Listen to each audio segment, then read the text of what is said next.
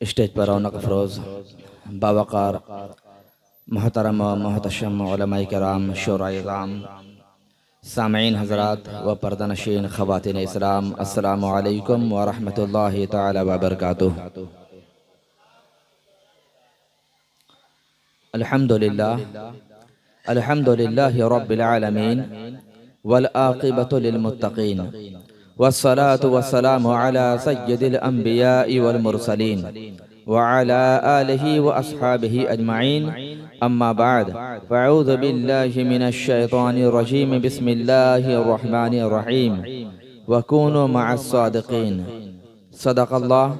सदक़ल्लाहुल अज़ीम व सदक़ रसूलुहुन नबियुल अमीनुल मतीनुल करीम व नहनु अला ज़ालिका लमिनश शाहिदीन व शाकिरीन वल्हम्दुलिल्लाहि रब्बिल आलमीन। हज़रात, आप बड़े ही खुश नसीब हैं कि आज बर्रे सग़ीर के एक मशहूर व मारूफ शख्सियत जिन्हें दुनिया वारिसे उलूम आला हज़रत हम शबीह हुज्जतुल इस्लाम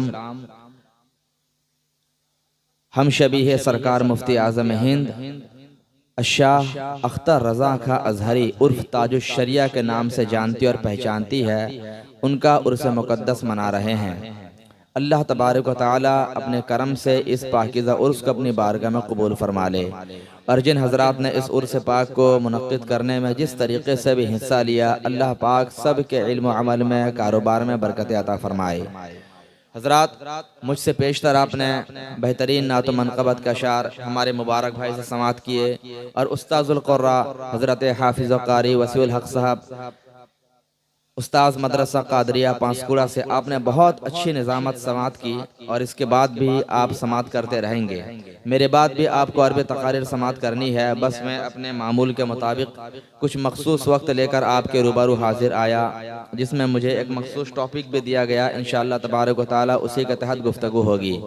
आइए, गुफ्तगू शुरू करने से पहले मामूलात अहले सुन्नत के मुताबिक सबसे पहले हम और आप मिलकर दोनों आलम के मालिक व मुख्तार शफ़ी रोज़ शुमार आक़ाए नामदार मदनी ताजदार मक्की मदनी आका जनाब मोहम्मद रसूलुल्लाह सल्लल्लाहु अलैहि वसल्लम की बारगाह में झूम झूम कर दुरूद पाक पढ़ लें। अल्लाहुम्मा सल्लि अला सय्यदना मौलाना मुहम्मद व अला आलिहि व अस्हाबिहि व बारिक व सल्लिम अजमाइन सलातन व सलामुन अलैका या रसूलल्लाह सल्लल्लाहु तआला अलैहि वसल्लम।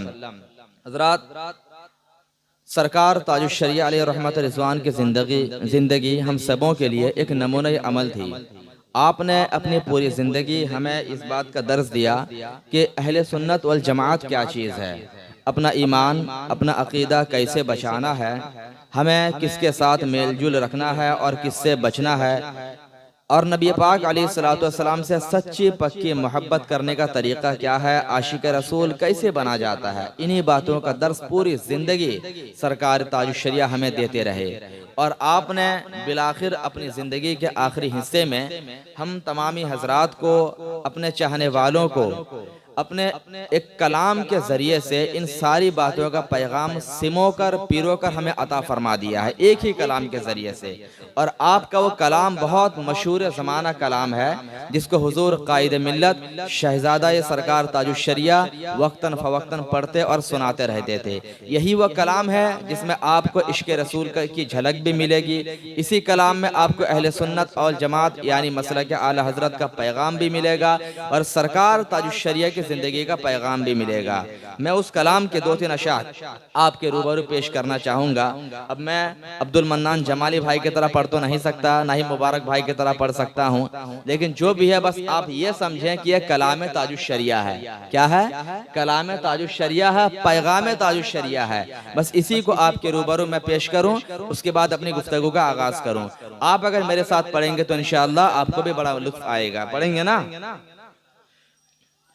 वल्लाह वल्लाह वल्लाह वल्लाह वल्लाह वल्लाह वल्लाह वल्लाह वल्लाह वल्लाह वल्लाह वल्लाह। जिंदगी ये नहीं है किसी के लिए, जिंदगी ये नहीं है किसी के लिए, जिंदगी ये नहीं है किसी के लिए, जिंदगी ये नहीं है किसी के लिए, जिंदगी ये नहीं है किसी के लिए, जिंदगी है नबी की, नबी के लिए। वल्लाह वल्लाह वल्लाह वल्लाह वल्लाह वल्लाह वल्लाह वल्लाह वल्लाह वल्लाह वल्लाह वल्लाह।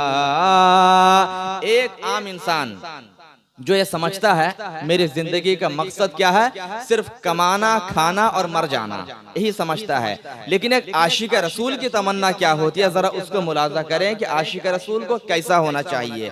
सैयद ताजुश्शरिया इरशाद फरमाते हैं, न समझ मरते हैं जिंदगी के लिए, न समझ मरते हैं जिंदगी के लिए, न समझ मरते हैं जिंदगी के लिए, न समझ मरते हैं जिंदगी के लिए, जीना मरना है सब कुछ नबी के लिए। वल्लाह वल्लाह वल्लाह वल्लाह वल्लाह वल्लाह वल्लाह वल्लाह वल्लाह वल्लाह वल्लाह। अब जरा देखें, हम लोग जिस मसलक को फॉलो करते हैं, मसलक आला हजरत, मसलक इमाम अहले सुन्नत, मसलक इमाम आजम अबू हनीफा है। इसी बिना पर हम अपने आप को हनफी मुसलमान कहते हैं। आज उसी मसलक इमाम आजम अबू हनीफा का मुतरादिफ, उसकी सही अक्कासी जिस मसलक ने की है, उसी को दुनिया मसलक आला हजरत कहा करती है। ये अलग से कोई मसलक नहीं है, बल्कि मसलक इमाम आजम अबू हनीफा ही मसलक आला हजरत है। अब सरकार ताजुश्शरिया का पैगाम जरा सुने कि मसलक आला हजरत क्या चीज है। सुने, फरमाते हैं, मसलक आला हजरत सलामत रहे, कहें आमीन। मसलक आला हजरत सलामत रहे, मसलक आला हजरत सलामत रहे, मसलक आला हजरत सलामत रहे, मसलक आला हजरत सलामत रहे, एक पहचान दीन नबी के लिए। वल्लाह वल्लाह वल्लाह वल्लाह वल्लाह वल्लाह वल्लाह वल्लाह वल्लाह वल्लाह वल्लाह वल्लाह। और ये शेर शोरा हजरात की खुसूसी तवज्जो मैं चाहता हूँ। देखें पैगाम ताजुश्शरिया क्या है। पैगाम ताजुश्शरिया, अब ये पैगाम ताजुश्शरिया है। सरकार ताजुश्शरिया इसी पैगाम पर पूरी जिंदगी अमल करते रहे और जाते जाते अपने मुरीदों को, अपने चाहने वालों का पैगाम देकर भी चले गए। सुने, मसलके आला हजरत पे कायम रहो, यही ना पैगाम था। पूरी जिंदगी सैयदी ताजुश्शरिया ने अपने चाहने वालों को, मानने वालों को यही पैगाम दिया कि कुछ भी हो जाए, आंधी आए, तूफान आए, कुछ भी हो जाए, मसलके आला हजरत का दामन नहीं छोड़ना है। सुने, मसलके आला हजरत पे कायम रहो, मसलके आला हजरत पे कायम रहो, मसलके आला हजरत पे कायम रहो, मसलके आला हजरत पे कायम रहो, जिंदगी दी गई है इसी के लिए। वल्लाह वल्लाह वल्लाह वल्लाह वल्लाह वल्लाह। बस आखिरी शेर मक्ता का मुलाजा फरमा लें। एक आशिक रसूल जिन्होंने पूरी जिंदगी आका अलैहिस्सलातु वस्सलाम की इश्क मोहब्बत में गुजार दिया, अब आखिर में चलते चलते क्या फरमाते हैं, जरा सुने कि वाकई में जो आशिक रसूल होगा उसका ठिकाना जन्नत के सिवा कुछ नहीं है। वो सीधा अल्लाह के करम से, अल्लाह के फजल से, रसूल पाक के इश्क की बदौलत जन्नतुल फिरदौस में दाखिल हो जाएगा। कहे सुभान अल्लाह। ताजुश्शरिया अलैहि रहमा फरमाते हैं, सुने, अख्तारे कादिरे खुल्द में चल दिया, अख्तारे कादिरी, यानी ताजुश्शरिया फरमाते हैं कि मैं अख्तर रजा खा अजहरी फकत अपने इल्म के बिना पर नहीं, अपने तकवा के बिना पर नहीं, अख्तर कादरी कहकर इस बात की निस्बत गौसे पाक की तरफ कर दी कि अगर ताजुश शरिया जन्नत में जाएगा तो गौसे पाक का दामन थाम कर जाएगा। फरमाते हैं सुनो, अख्तर कादरे खुल्द में चल दिया, अख्तर कादरे खुल्द में चल दिया, अख्तर कादरे खुल्द में चल दिया, खुल्द वाह हर के जन्नती के लिए, वल्ला वल्ला वल्ला वल्ला वल्ला वल्ला वल्ला वल्ला वल्ला वल्ला वल्ला वल्ला। नारे तकबीर, नारे रिसालत, मसलके आला हजरत फैजाने सरकार ताजुश शरिया उर्से ताजुश शरिया, यहाँ के सुन्नी मुसलमान नारे तकबीर, नारे रिसालत। दुरूद पाक पढ़ लीजिए, अल्लाहुम्मा सल्लि अला सय्यिदना मौलाना मुहम्मद व अला आलिहि व अस्हाबिहि व बारिक व सल्लिम अजमईन, सलातन व सलामन अलैका या रसूल अल्लाह सल्लल्लाहु अलैहि वसल्लम। हज़रात, अल्लाह तबारक व तआला ने कुरान मजीद फुरकान हमीद में एक मकाम पर इरशाद फरमाया, इन्नल लदीना आमनु व अमिलुस सालिहात सयजअलु लहुमुर रहमानु उद्दा। बेशक वो लोग जिन्होंने ईमान कबूल किया, नेक आमाल किए, अनकरीब अल्लाह तबारक व तआला उनकी मोहब्बत को लोगों के दिलों में डाल देगा। कहो सुभान अल्लाह। अल्लाह ताला उनकी मोहब्बत को लोगों के दिलों में डाल देगा। कुछ लोग वो होते हैं जैसे हम और आपकी तरह जो आम लोग होते हैं। हमारी जिंदगी का मकसद क्या होता है? हम ये सोचते हैं कि हमारी जिंदगी बेहतर कैसे बने, हम बेटर लाइफ कैसे गुजारें। हम अपने बारे में सोचते हैं, अपने बच्चों के बारे में सोचते हैं, अपनी बीवी और अपने बच्चों के फ्यूचर के बारे में सोचते हैं। हम ये सोचते हैं कि हमारे पास बैंक बैलेंस कैसे ज्यादा हो जाए, हमें सोचते हैं हमारे पास 2-4 बीघा जमीन कैसे हो जाए। ऐसे वो लोग जो दुनिया में सिर्फ अपने बारे में सोचते हैं, उनकी पूरी जिंदगी गुजर जाती है, मर जाते हैं और उनको पूछने वाला कोई नहीं होता है। उनकी कब्रों में घास उग जाती है, कोई पूछने वाला तक नहीं होता है, कोई याद करने वाला नहीं होता है। लेकिन इसके बरखिलाफ कुछ ऐसे लोग भी होते हैं जिनकी जिंदगी का मकसद दुनिया की दौलत कमाना नहीं होता है। उनकी जिंदगी का मकसद बस यही होता है कि मुझे अल्लाह के दीन की खिदमत करनी है, मुझे अल्लाह के दीन की तबलीग करनी है, मुझे लोगों को सीधा रास्ता बताना है, मुझे अल्लाह के मखलूक की रहनुमाई करनी है। याद रखो, जिन्होंने अपनी जिंदगी अपने लिए जिया वो दुनिया से चले गए, आज उनको कोई याद करने वाला नहीं है। लेकिन वहीं पर अल्लाह के कुछ ऐसे महबूब बंदे होते हैं, अल्लाह के मखसूस बंदे होते हैं जिन्होंने जिंदगी अपने लिए नहीं जिया बल्कि जिंदगी मखलूक खुदा के नाम कर दिया। जिंदगी अपने लिए नहीं जिया, दौलत इकट्ठा नहीं किया, सरवत इकट्ठा नहीं किया, बल्कि उनकी जिंदगी का मकसद सिर्फ और सिर्फ लोगों को हिदायत का रास्ता दिखाना था, लोगों का सीधा रास्ता दिखाना था, नमाज रोजे के बारे में बताना था। ऐसे ही लोगों के बारे में कुरान कहता है, वो लोग जो ईमान लाए और नेक आमाल किए, अल्लाह ताला उनकी मोहब्बत को लोगों के दिलों में डाल देगा। इस आयत करीमा को ज़हन में रखें। अब जरा देखें, गौसे पाक की जिंदगी हो, ख्वाजा गरीब नवाज की जिंदगी हो, सरकार मुजाहिद मिल्लत की जिंदगी हो, आला हजरत की जिंदगी हो, सरकार ताजुश शरिया की जिंदगी हो, ये वो हस्तियां थी जिन्होंने पूरी जिंदगी अल्लाह के दीन के नशर इशाअत के लिए कुर्बान कर दिया। आज उनको गुजरे हुए 100 से लेकर 1000 बरस तक गुजर गया, लेकिन दुनिया के कोने कोने में आज लोग उनको याद कर रहे हैं और उनकी मोहब्बत में जलसा मनाते हुए नजर आ रहे हैं। क्यों? इसीलिए ना कि उन्होंने जिंदगी अपने लिए नहीं जिया था। अगर मेरे गरीब नवाज चाहते ना तो अपनी ही जिंदगी में करोड़ों की संपत्ति इकट्ठा कर लेते, कई बिल्डिंगें, कई बीघा जमीन उनके पास हो जाया करती। लेकिन मेरा गरीब नवाज हिंदुस्तान में आया था, वो दौलत इकट्ठा करने नहीं आया था, वो माल जमा करने नहीं आया था, बल्कि अपने नाना के दीन की हिफाजत के लिए आया था। एक कुरान, एक मुसल्ला, एक तस्बीह लेकर आया था, दुनिया वालों को सही रास्ता दिखाने के लिए आया था। तो पता चला जब कोई बंदा अपनी जिंदगी अल्लाह के राह में निछावर कर देता है, वो दुनिया से चला जाता है, लेकिन अल्लाह उसकी मोहब्बत को लोगों के दिलों में डाल दिया करता है। आज यही वजह है कि सरकार गौसे पाक को गुजरे हुए 1200 बरस गुजर गया, सरकार ख्वाजा गरीब नवाज को गुजरे हुए 800 बरस गुजर गया, सरकार ताजुश्शरिया को गुजरे हुए 7-8 साल गुजर गया, लेकिन दुनिया के कोने कोने में लोग उनकी मोहब्बत का दम भरते हुए नजर आ रहे हैं। इन्हीं लोगों के बारे में अल्लाह ने क्या फरमाया, वो लोग जो ईमान लाए और नेक अमल किया, इनकी मोहब्बत अल्लाह ने लोगों के दिलों में डाल दिया। कहीं सुभान अल्लाह। और ऐसे लोगों ही के बारे में कुरान पाक का ऐलान है, वकूनु मअस सादिकीन, और सच्चे लोगों के साथ हो जाओ, सच्चे लोगों के साथ हो जाओ, यही वो सच्चे लोग हैं।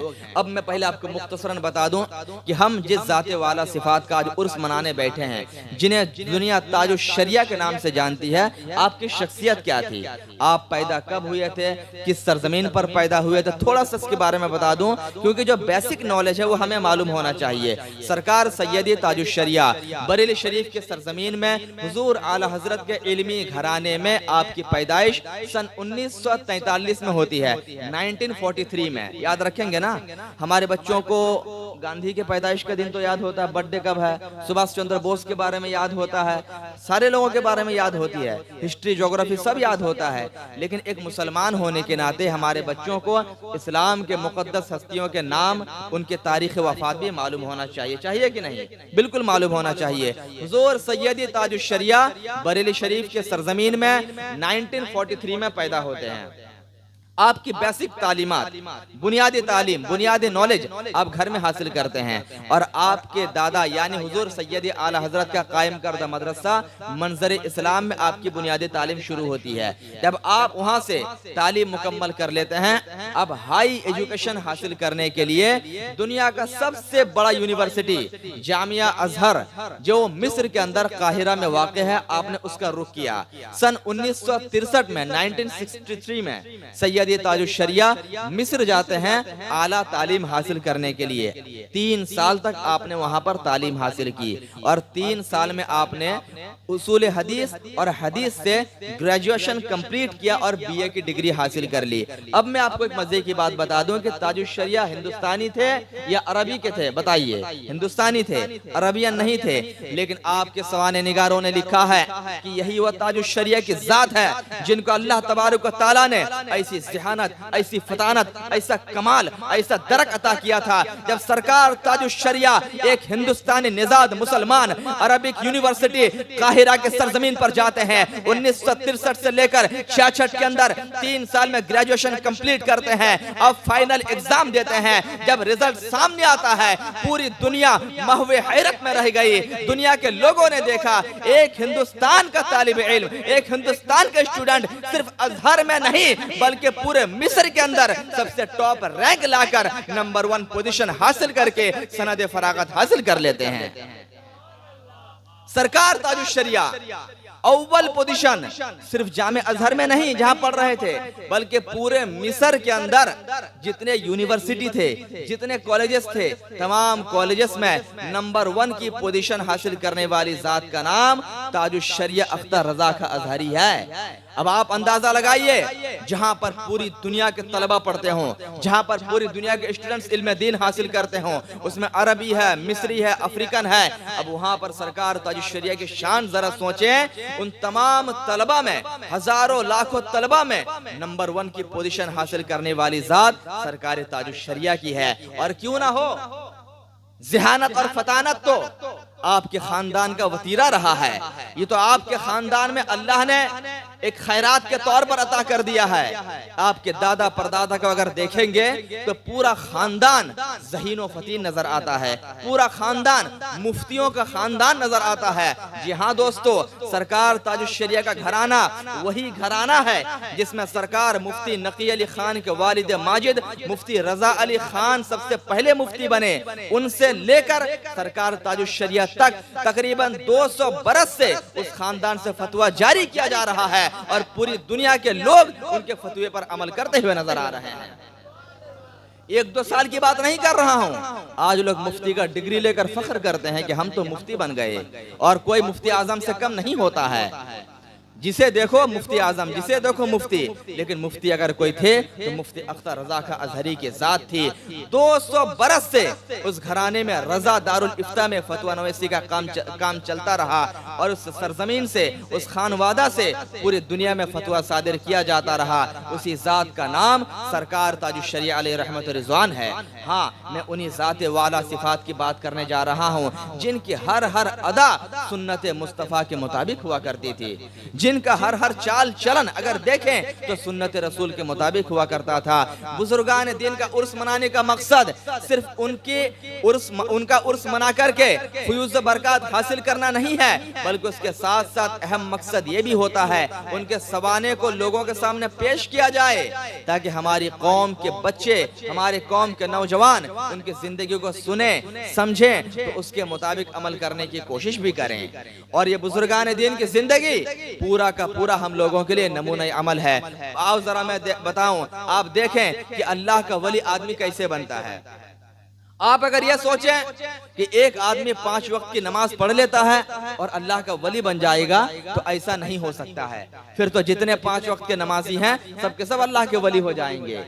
अल्लाह का वली वो नहीं होता है जो फकत 5 वक्त की नमाज पढ़ता हो, 1 महीना रमजान में रोजा रख लेता हो, जिंदगी में 1 हज कर लेता हो और सोचे कि मैं अल्लाह का वली बन गया। ऐसा कभी नहीं हो सकता है। सुनो, अल्लाह का वली कौन होता है। बुखारी शरीफ की हदीस पाक है, हजरत अबू हुरैरा रज़ियल्लाहु तआला अन्हु इरशाद फरमाते हैं, जब कोई बंदा फराइज को अदा करने के बाद, यानी फर्ज नमाज पढ़ लिया, फर्ज रोजे रख लिया, फर्ज ज़कात को अदा कर दिया, फर्ज हज अदा कर लिया, फराइज को अदा करने के बाद कसरत के साथ नवाफिल की तरफ मशगूल जाए, यानी फर्ज नमाज पढ़ लेता हो, अब आंखें उसकी होती है, देखना खुदा का हुआ करता है, हाथ उसके होते हैं, पकड़ना खुदा का हुआ करता है, कान उसके होते हैं, लेकिन सुनना खुदा का हुआ करता है। तो अल्लाह का वली कौन होता है? जो फराइज को अदा करने के बाद कसरत के साथ नफिल नमाजों की तरफ, नफिल रोजों की तरफ मशगूल हो जाए। आज के लोग नफिल नमाज को हल्के में लेते हैं, सोचते हैं जोहर में 12 रकात नमाज है, आखिर में 2 रकात है, क्या पढ़े, चलो नफिल ही तो है, छोड़ के भाग जाते हैं। यही होता, इमाम साहब बेहतर जानेंगे। मगरिब में 7 रकात नमाज है, 5 पढ़ा, आखिर के 2 रकात सुनना नफिल छोड़ के भाग गए। इशा में 17 रकात है, शॉर्टकट तलाश करते हैं, पूछते हैं मुफ्ती साहब जरा बताइए ना, इशा में कम से कम कितना पढ़े तो हमारा काम बन जाए। हम कहे कम से कम कितना पढ़ोगे, जितना आपसे हो सके उतना पढ़ लीजिए। तो 17 रकात नमाज को घटा के 9 रकात कैसे मारा, ढपाढप सजदा चला गया। बस सोचता कि हम इशा की नमाज पढ़ लिया, हमने बहुत बड़ा काम कर दिया। नफिल नमाजों का हल्के में मत लो, नफिल इबादत को हल्के में मत लो, बल्कि हदीस कुदसी हमें बताती है, अगर अल्लाह का कुर्ब चाहते हो, अल्लाह का वली बनना चाहते हो, अल्लाह का दोस्त बनना चाहते हो, तो फर्ज इबादत के जरिए कभी कोई अल्लाह का वली नहीं बन सकता है, कभी कोई अल्लाह का कुर्ब हासिल नहीं कर सकता है। अल्लाह का कुर्ब चाहिए, अल्लाह का दोस्त बनना है, अल्लाह का वली बनना है, तो आपका नवाफिल की तरफ मशगूल हो जाना पड़ेगा। नफिल नमाजें पढ़िए, नफिल रोजे रखिए, तब जाकर अल्लाह आपको वो मकाम अता करेगा जो मेरे गौस से पाक ने फरमाया है, मेरा कोई मुरीद दुनिया के किसी कोने में अगर परेशान हो और मुझे पुकार ले, मैं दुनिया के एक कोने में रहकर दूसरे कोने से उसकी मदद करता हुआ नजर आऊंगा। नारे तकबीर, नारे रिसालत, मसलके आला हजरत और से ताजु शरिया, फैजाने ताजु शरिया, हजरत अल्लामा मुफ्ती अब्दुल सलाम मिसबाही साहब क़िबला। नारे तकबीर, नारे रिसालत, वाह जिंदाबाद। माशाअल्लाह। ये जो कहा जाता है ना कि अल्लाह के वली की निगाह में अल्लाह ने ऐसी तासीर रखी है कि पूरी दुनिया के लोग आंखों को खोलते हैं तो दुनिया का नजारा करते हैं, लेकिन अल्लाह वालों की शान ये होती है कि वो आंखों को बंद करके दुनिया का नजारा कर लिया करते हैं। उल्टे ही चाल चलते हैं दीवान गाने इश्क, आंखों को बंद करते हैं दीदार के लिए। और ये क्यों ना हो, क्यों ना हो, यही वो अल्लाह के औलिया हैं, अल्लाह के दोस्त हैं, जिनके बारे में हदीस में आता है कि ये तकवा इख्तियार करके, नवाफिल की कसरत करके वो मकाम हासिल कर लेते हैं कि दुनिया के लोग आंख खोलकर दुनिया देखा करते हैं, लेकिन अल्लाह का वली, अल्लाह का बंदा आंखों को बंद करता है तो लौहे महफूज का मुताला कर लिया करता है, तो अल्लाह उनकी आंखों में वो नूर पैदा फरमा देता है। कैसे? तकवा के जरिए, परहेजगारी के जरिए। हम सोचते हैं कि हम 5 वक्त नमाज पढ़ ले रहे हैं, हम बहुत बड़े परहेजगार बन गए, हम जो दुआ करेंगे सब दुआ अल्लाह की बारगाह में कबूल हो जानी चाहिए। लोग आते हैं पूछते हैं हजरत हम तो 5 वक्त नमाज पढ़ते हैं, महीने में रमज़ान में रोज़ा भी रखते हैं, हमारी दुआ कबूल क्यों नहीं होती? बहुत सारे लोग एतराज़ करते हैं, पूछते हैं दुआ कबूल क्यों नहीं होती? आप क्या समझते हो कि 5 वक्त नमाज पढ़ के अल्लाह के वली बन गए हो कि जो दुआ करोगे हर दुआ रब की बारगाह में कबूल हो जाएगी?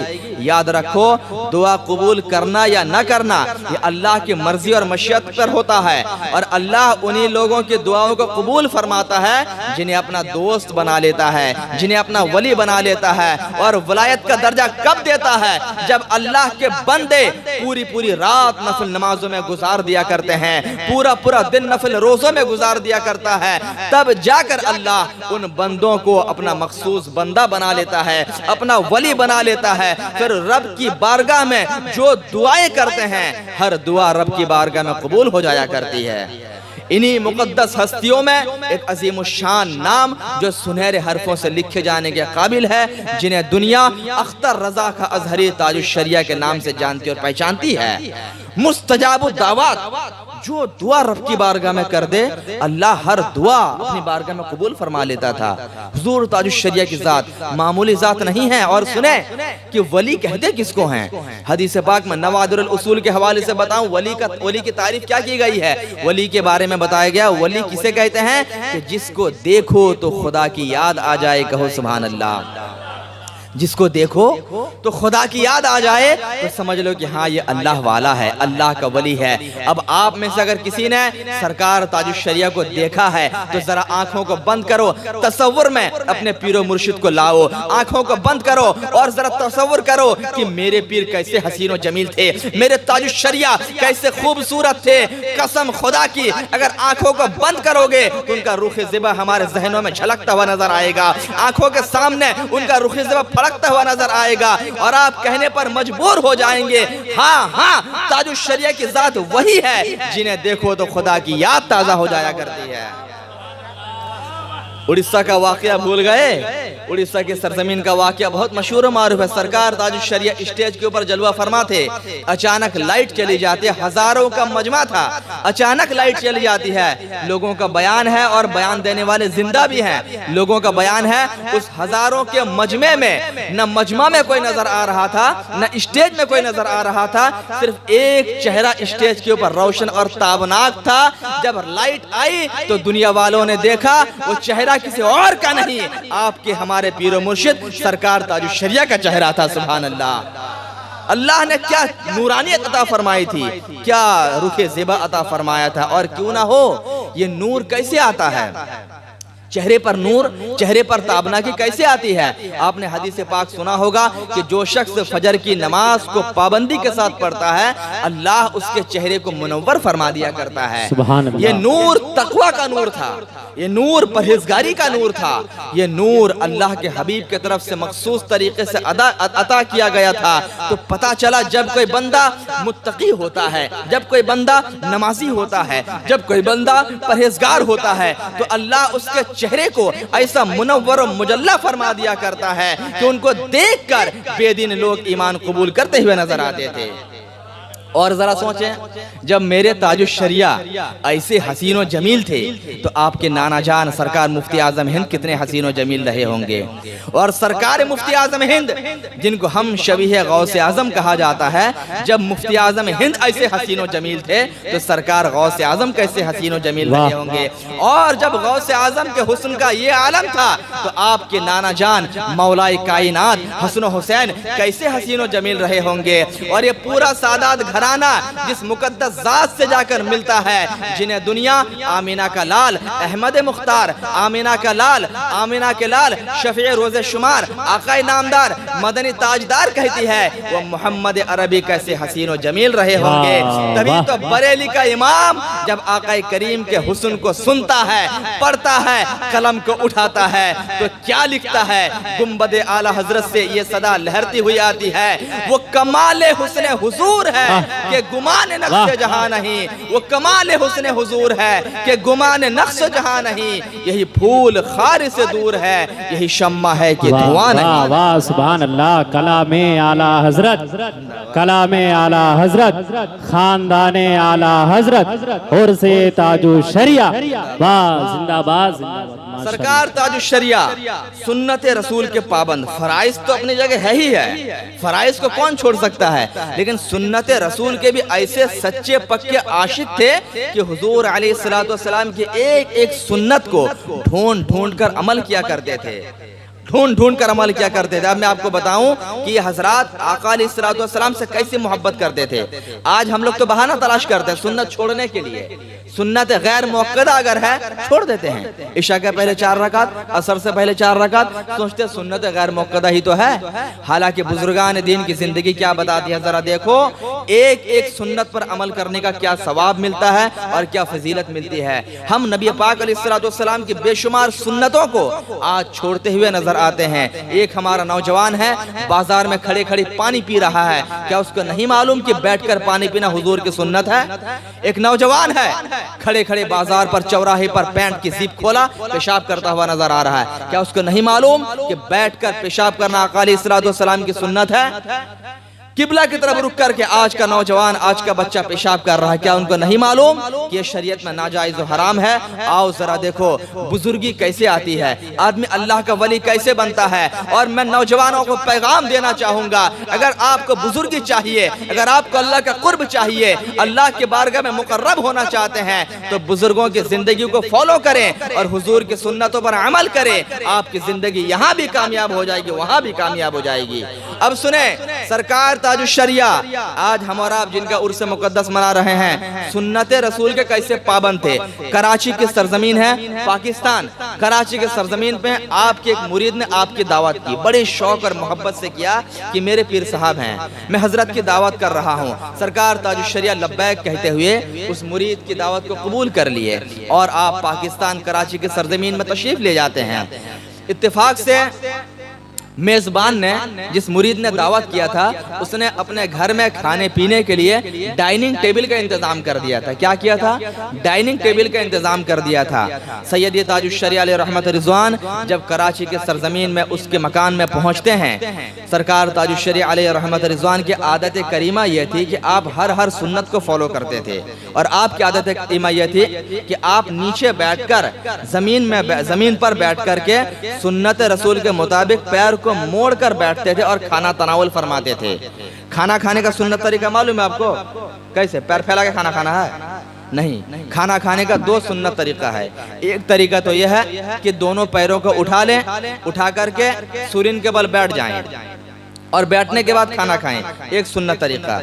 दूसरा सुन्नत तरीका यह है कि जिस तरह नमाज में बैठते हैं अत्तहियात में ना, उसी तरह से एक बायां पैर को फोल्ड कर लें, उसके ऊपर बैठ लें और दाहिना पैर को खड़ा कर दें। ठीक है, यही बात समझ में? बायां पैर को फोल्ड करके मोड़ लें, उसमें बैठ जाएं और दाहिना पैर को खड़ा कर दें, उसके बाद खाना तनावुल करें।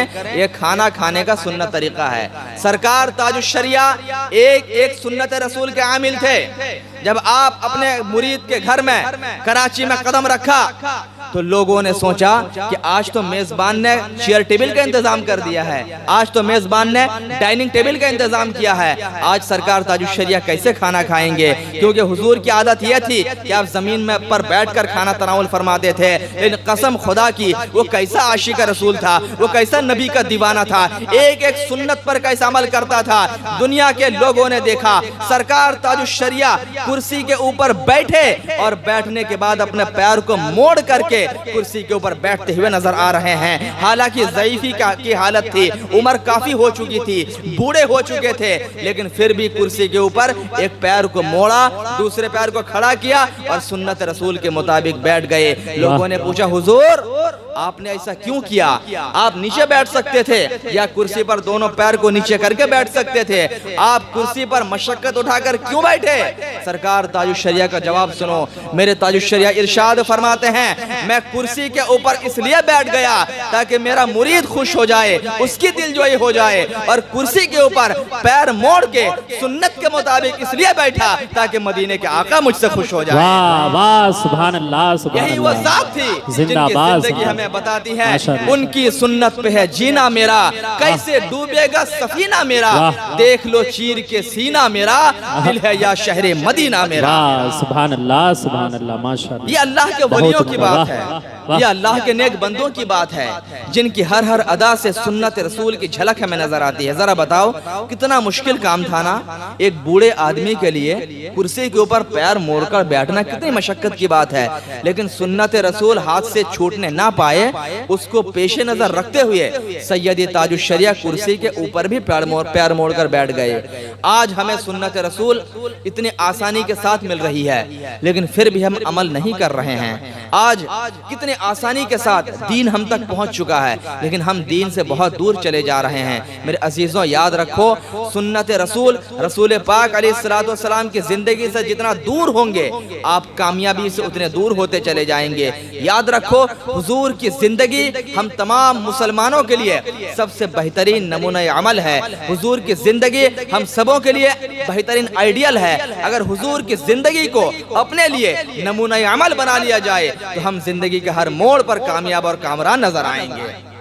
अपने बच्चों को बुजुर्गों की जिंदगी बताइए, सिखाइए, ताकि उनको मालूम हो कि बुजुर्गान दीन कैसे जिंदगी गुजारा करते थे। बचपन ही से बच्चों को सिखाइए कि बेटा ये किबला का डायरेक्शन है, इधर रुक करके पेशाब नहीं करना है, ये गुनाह है ना। किबला की तरफ मुंह करके पेशाब करना, किबला की तरफ थूक फेंकना, ये सारा काम सरासर नाजायज है, गुनाह है। बच्चों को बचपन से सिखाइए। जब आपका बच्चा कुछ बड़ा हो जाए तो उसको तालीम दीजिए, बेटा बैठकर पानी पीना हुजूर अलैहिस्सलाम की सुन्नत है, बैठकर पानी पिया करो, 3 घोट में पानी पिया करो, ये हुजूर की सुन्नत है। बचपन ही से बच्चे को सिखाइए, बेटा बैठकर पेशाब करना ये मेरे आका की सुन्नत है, ये मेरे आका का तरीका है। खड़े होकर पेशाब करना जायज नहीं है, मुसलमानों का तरीका नहीं है।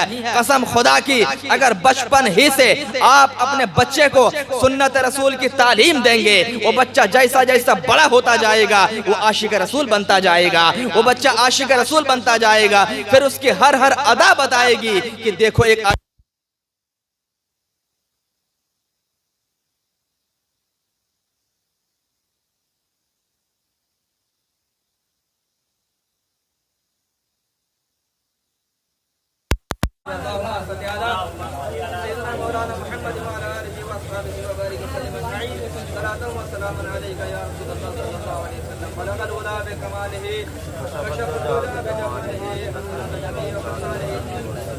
हसनत जमीउ खिसालिही सल्लु अलैहि व आलिहि दुर्ग पाक पर अल्लाहुम्मा सल्लि अला सय्यिदना मौलाना मुहम्मद व अला आलिहि व अस्हाबिहि व बारिक व सल्लिम सलातु व सलामुन अलैका या रसूल अल्लाह सल्लल्लाहु अलैहि वसल्लम। कारी सब क्यों चले जाते हैं? माइक बंद हो जाता है। आप रहते हैं तो माइक चालू रहता है। हाँ, आप रहा कीजिए, आपके दम कदम से माइक भी चालू है, माइक भी साथ दे रहा है, आप साथ ना छोड़े कम से कम। हजरात, मैं अर्ज कर रहा था कि बुजुर्गों की जिंदगी हर हर कदम पर हमारे लिए नमूना अमल है। आका करीम अलैहिस्सलाम के सुन्नत को फॉलो करना ये बुजुर्गों का तरीका था, और बुजुर्गों के तरीके को फॉलो करना ये हमारा और आपका तरीका होना चाहिए। अब एक बात मैं आपको बता के जाता हूँ, सुने, हम बुजुर्गों से मोहब्बत क्यों करते हैं?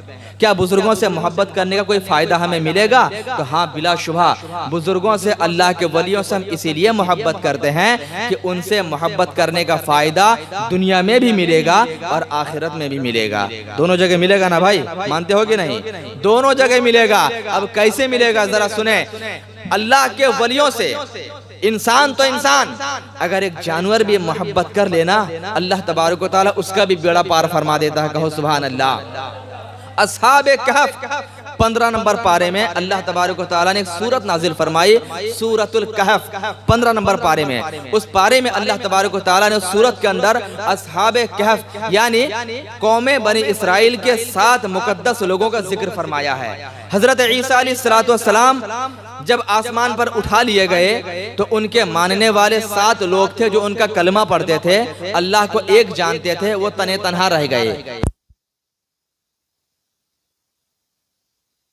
कहफ 7 मुकद्दस हस्तियां, 7 अल्लाह के वली जो हजरत ईसा अला नबीना अलैहिस्सलाम के अल्लाह के बरगुज़िदा बंदे थे। जब अल्लाह तबारक व तआला ने पैगंबर ईसा अलैहिस्सलाम को आसमान पर उठा लिया तो ये लोग तने तन्हा हो गए। उनके कौम के लोगों ने इनको सताना शुरू किया। इनको परेशान करना शुरू किया और कहा कि तुम हमारे दीन में चले आओ, तुम जिस ईसा को मानते हो उनको सूली पर लटका दिया गया है, तुम हमारे दीन की तरफ चले आओ। ये 7 मुक़द्दस हस्तियाँ, इन्होंने सोचा कि अगर यहाँ रहा, इस शहर में रहा, तो हमारा दीन और ईमान दोनों चला जाएगा। ये 7 हजरात उस शहर को छोड़ने का इरादा करते हैं। इस इरादे को लेकर उन्होंने शहर छोड़कर दूसरा शहर जाने का इरादा किया। जब रास्ते में निकले, आगे बढ़े, तो एक कुत्ता इनके पीछे पीछे हो लिया। एक कुत्ता इनके पीछे पीछे चलने लगा। इन लोगों को लगा कि कहीं कुत्ता हमें नुकसान न पहुंचा दे। पलटकर कुत्ते को कंकरी मारी और कहा कि हट जाओ, दूर चले जाओ, हम तो शहर छोड़कर जा रहे हैं, तू हमारा पीछा क्यों कर रहा है। फिर कुछ आगे बढ़े तो क्या देखा, वही कुत्ता फिर पीछे पीछे आने लग गया, फिर पीछे पीछे आने लग गया। इन हजरात ने दोबारा कंकरी मारी, कहा कि चले जाओ, हमारा रास्ता छोड़ दो। अल्लाह अकबर। अल्लाह ने उस कुत्ते को जुबान अता फरमा दी। तवज्जो मेरी तरफ दें, माइक वालों को अपना काम करने दीजिए। उस कुत्ते को अल्लाह तबारक व तआला ने जुबान अता कर दी। अब वो कुत्ता बोलने लगा, ए अल्लाह के वली, ए अल्लाह के नेक बंदों, मैं आपको नुकसान पहुंचाने के लिए नहीं आया हूं, बल्कि अल्लाह ने मुझे इसलिए भेजा है ताकि मैं आपकी हिफाजत करूं, मैं आपकी निगरानी करूं।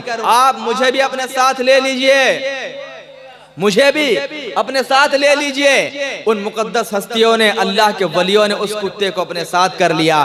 फिर ये लोग एक गार में, एक गुफा में चले गए और जाने के बाद अंदर जाकर सो गए। और कुरान, अल्लाह का कुरान कहता है, वबासितुन ज़िराइहि बिल वसीद, ये 7 हजरात गुफा के अंदर सो गए और उनका कुत्ता उस गुफा के दरवाजे पर बैठा पहरेदारी करता रहा। सुभान अल्लाह। उन हजरात की हिफाजत करता रहा ताकि बाहर से कोई आकर उनको नुकसान न पहुंचा सके। अल्लाह को उस कुत्ते की अदा ऐसी पसंद आई, अल्लाह ने अपने हबीब के जुबानी इरशाद फरमा दिया कि जन्नत में इंसान के अलावा कोई नहीं जाएगा, न कोई कीड़ा मकोड़ा जाएगा, न कोई जिन जाएगा, न कोई काफिर जाएगा, सिर्फ सुन्नी सहीउल अकीदा मुसलमान जाएगा। लेकिन मुसलमानों के साथ अल्लाह ने अस्हाबे कहफ के कुत्ते को वो एजाज अता फरमा दिया कि अस्हाबे कहफ का कुत्ता भी जन्नत में दाखिल हो जाएगा। कहो सुभान अल्लाह। अब जरा जहन को करीब करो, मैं आपको यही बताना चाह रहा था, एक कुत्ता जब अल्लाह के वली से मोहब्बत कर ले तो उसका ठिकाना जन्नत बन जाता है। तो एक आशिक रसूल अगर अल्लाह के वलियों से मोहब्बत करे, ताजुश शरिया से मोहब्बत करे, आला हजरत से मोहब्बत करे, तो बिला शुबहा अल्लाह के करम से उसका ठिकाना जन्नतुल फिरदौस बन जाया करेगी। भाई कुत्ता अल्लाह के वली से मोहब्बत करके जन्नत में जा सकता है। हम तो अशरफुल मखलूकात हैं, अल्लाह ने तमाम मखलूकात में सबसे अफजल और आला बनाया है, तो कि हम अल्लाह के वलियों से मोहब्बत करके जन्नत में नहीं जाएंगे। बिलाशुबहा हमारा अकीदा, हमारा ईमान, हमारा मानना यही है कि हम दुनिया में भी अल्लाह के वलियों का दामन थामे हुए थे और जब कल मैदान महशर में उठेंगे तो हमारे हाथ में गौसे पाक का दामन होगा, हमारे हाथ में ख्वाजा गरीब नवाज का दामन हुआ करेगा। इसी बिना पर हम अल्लाह के वलियों से मोहब्बत करते हैं। इसी बिना पर अल्लाह के वलियों से आप भी मोहब्बत करें कि ये मोहब्बत आपको दुनिया में भी काम आएगी और मरने के बाद आखिरत में भी काम आएगी। सरकार ताजुश शरिया की पूरी जिंदगी हम लोगों के लिए बेहतरीन नमूने अमल है। सरकार ताजुश शरिया ने जिंदगी जिया, अपने लिए नहीं जिया, कौम के लिए जिया। सरकार ताजुश शरिया ने सिर्फ पीरी मुरीदी नहीं की बल्कि इल्म दीन भी हासिल किया और दुनिया वालों को पैगाम दे दिया कि अगर अल्लाह का कुर्ब चाहते हो तो फकत पीर का बेटा होना काफी नहीं है, फकत किसी खानका का सज्जादा नशीन होना काफी नहीं है, बल्कि इल्म दीन भी हासिल करना पड़ेगा। अगर बड़े बाप का बेटा होना काफी होता तो सरकार ताजुश शरिया तो बहुत बड़े बाप के बेटे थे। अगर जमींदार होना काफी होता तो आप तो कई सौ बीघा जमीन के मालिक थे। अगर किसी बड़े खानवादा का सज्जादा नशीन होना काफी होता तो आप तो बहुत बड़े खानका के गद्दी नशीन थे। आप मिस्र क्यों जाते, आप इल्म दीन क्यों हासिल करते? इसका मतलब यह हुआ कि आदमी तरीकत के रास्ते पर, वलायत के रास्ते पर उसी वक्त चल सकता है जब सबसे पहले अल्लाह के रसूल की शरीयत का इल्म हासिल करेगा। बगैर इल्म के कोई शख्स अल्लाह का वली नहीं बन सकता है। बगैर इल्म के कोई शख्स न पीर बन सकता है, न वली बन सकता है। वली तो दूर की बात है, बगैर इल्म के कोई इंसान कामिल नहीं बन सकता है। सबसे पहले इल्म दीन हासिल करना है। और पीरों के पीर, मीरों के मीर महबूब सुबहानी कुतुब आसानी सैयदना शेख अब्दुल कादिर जिलानी जो पीरों के पीर है, उनसे पूछा गया कि आप इतने बड़े वली कैसे बन गए। उन्होंने कहा था दरस्तुल इल्मा हत्ता सिरतु कुतबन व निलतु साद मिन मौलाल मवाली, मैंने इल्म दीन हासिल किया और इतना इल्म दीन हासिल किया कि अल्लाह तबारक व तआला ने मुझे कुतुब का और गौसियत का दर्जा अता फरमा दिया। तो पता चला कि बगैर इल्म के जब गौसे आजम को गौसियत का मकाम नहीं मिला, तो आजकल के लोग जो कहते हैं कि हम तरीक़त वाले हैं, हम तरीक़त पर चलते हैं, शरीयत से क्या मतलब, आप जरा अंदाजा लगाइए कि बगैर शरीयत के कोई एक कदम चल सकता है। सबसे पहले तो नमाज है, सबसे पहले तो रोजा है। हम अगर शरीयत को ही फॉलो नहीं करेंगे तो हम कैसे तरीक़त का रास्ते पर चलेंगे। बगैर इल्म के, बगैर नमाज रोजे के कोई अल्लाह का वली नहीं बन सकता है। हजरत बायज़िद बुस्तामी जो बहुत बड़े पाए के वली सूफी बासफा गुजरे हैं, कौन? हजरत बायज़िद बुस्तामी। आप फरमाते हैं, सुनो, अगर किसी शख्स को हवा में भी उड़ते हुए देखो, अगर किसी शख्स को हवा में उड़ते हुए देखो, तब भी उसको अल्लाह का वली ना समझो जब तक ये ना देख लो कि वो नमाज पंजगाना पढ़ रहा है कि नहीं और रमजान के रोजे रख रहा है कि नहीं। ये बायज़िद बुस्तामी का कौल है, हमारे और आपकी बात नहीं है। तो पता चला बगैर इल्म के आदमी नहीं बन सकता है। अल्लाह का वली कैसे बन सकता है, तरीक़त के रास्ते पर कैसे चल सकता है। इसी बिना पर सबसे पहले हमें और आपको कोशिश करनी चाहिए इल्म दीन हासिल करने के लिए। अगर आपके अंदर इल्म दीन है तो आप यहाँ भी कामयाब रहेंगे और वहाँ भी कामयाब रहेंगे। और हुजूर ताजुश शरिया की जिंदगी हमें यही तो पैगाम दे रही है, यही तो मैसेज दे रही है। मेरे ताजुश शरिया ने इल्म दीन हासिल करने के लिए इंडिया नहीं बल्कि इंडिया के बाहर मिस्र जैसे शहर का इरादा किया, दुनिया के सबसे बड़ी यूनिवर्सिटी में तालीम हासिल की और दुनिया वालों को पैगाम दिया कि अगर अल्लाह का कुर्ब चाहिए तो सबसे पहले इल्म दीन हासिल करना होगा। बगैर इल्म के इंसान कभी भी आबिद, जाहिद, वली कुछ भी नहीं बन सकता है, कुछ भी नहीं बन सकता है। क्योंकि बगैर इल्म के आदमी के ईमान को चुराना बहुत आसान हुआ करता है, लेकिन एक आलिम के इल्म होते हुए उसकी इबादत को बर्बाद करना, उस पर शैतान का हावी होना, ये नामुमकिन के दर्जे में हो जाया करता है। सरकार ताजुश शरिया ने पूरी जिंदगी सुन्नत रसूल की पैरवी की, पूरी जिंदगी नमाज की पाबंदी की, पूरी जिंदगी अमल सालेह किया और अपने मुरीदीन को और चाहने वालों को पैगाम दे दिया कि सुनो, अगर तुम्हें कोई काम करना है तो सबसे पहले फराइज को अदा करो, नमाजों को अदा करो, तब जाकर तुम्हें अल्लाह का कुर्ब हासिल होगा। आज हम बुजुर्गों से मोहब्बत का दावा करते हैं, हम बड़ा बड़ा नारा तो लगाते हैं कि हमें इस वली से मोहब्बत है, उस वली से मोहब्बत है, हम इनको चाहते हैं, उनको चाहते हैं, लेकिन उन वलियों के नक्शे कदम पर हम नहीं चलते। ताजुश शरिया की जिंदगी, आला हजरत की जिंदगी हमें क्या बताती है? सबसे पहले हमें नमाज का पैगाम देती हुई नजर आती है।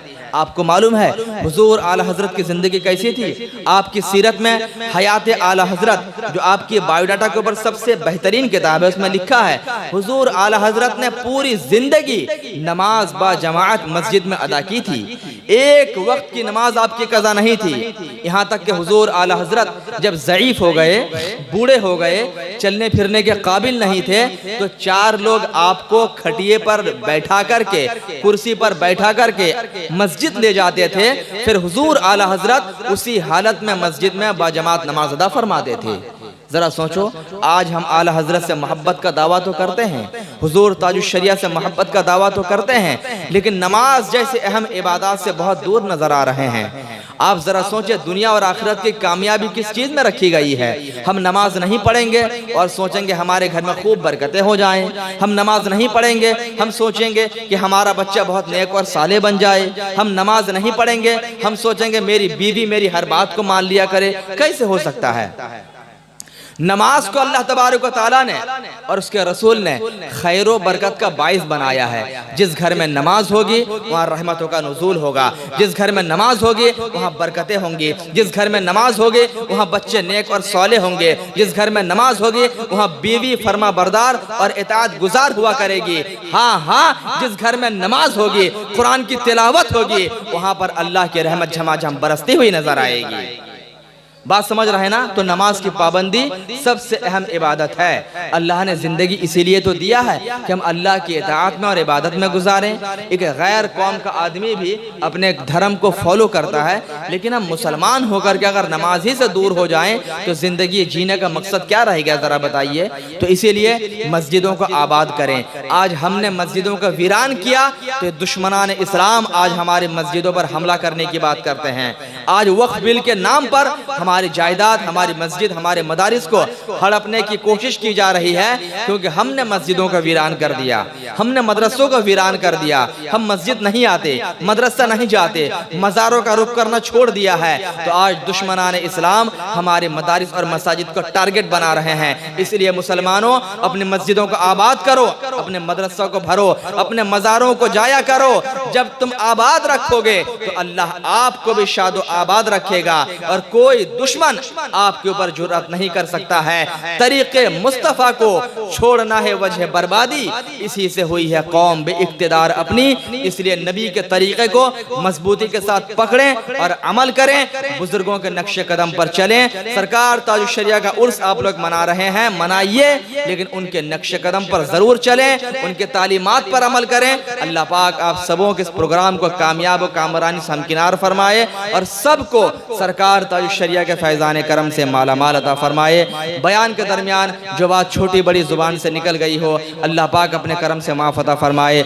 व आखिर दावाना अनिल हम्दुलिल्लाहि रब्बिल आलमीन। अस्सलामु अलैकुम।